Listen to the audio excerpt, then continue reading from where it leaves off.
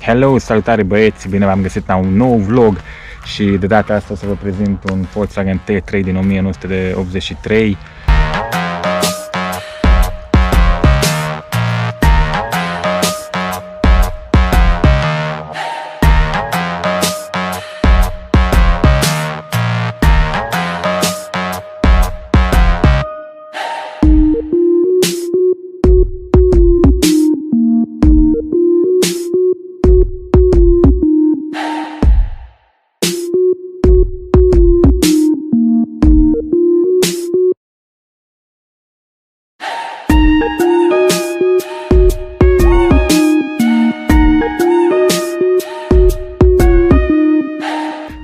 După cum vedeți, în spatele meu este un nou membru în familie, deși nu am vrut încă un T3, așa a picat că până la urmă a venit în familie un nou T3 care chiar îmi place mult.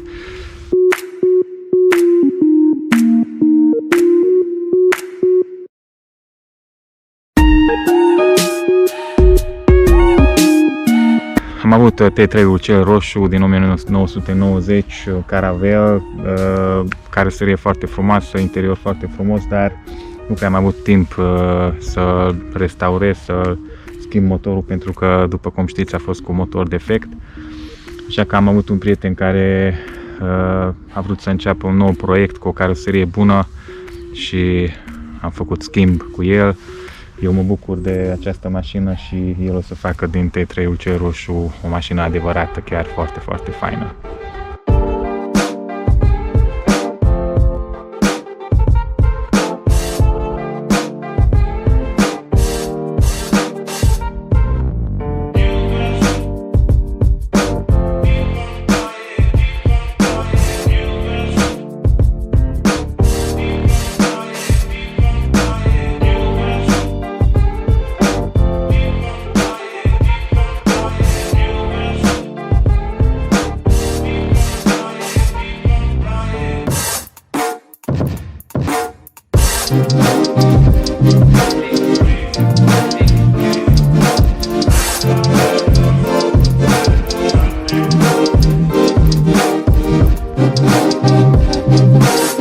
Eu de obicei îmi place să țin mașinile vechi în stare originală.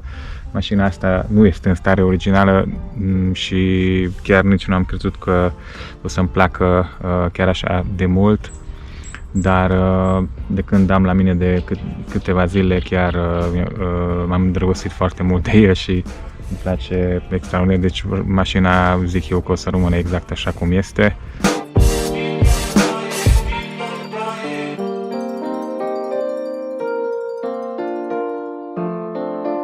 Să vedem de ce este mașina asta o mașină specială. A primit niște roți de 18 plus un kit de arcuri sport și din cauza asta, după cum se vede, mașina e lăsată un pic mai jos.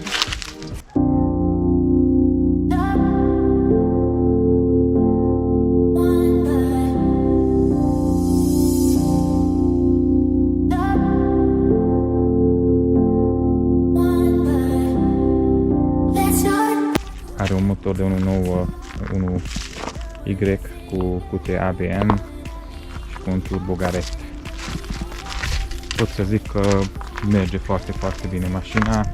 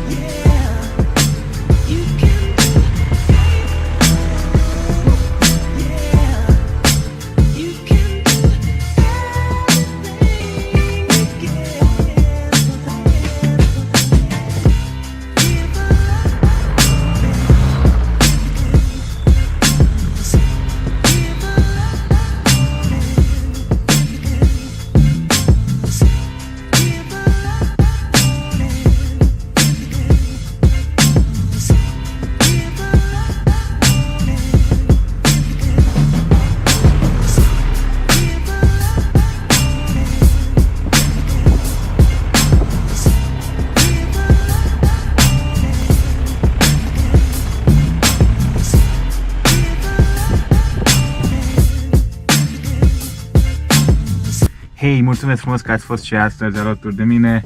Sper că v-a plăcut acest T3 și dacă aveți orice întrebare în legătură cu mașina, în secțiunea de coment, vă rog să întrebați și o să răspund cu cea mai mare plăcere. Mersi că ați fost cu mine și ne întâlnim o altă discuție cu o altă mașină. Ciao!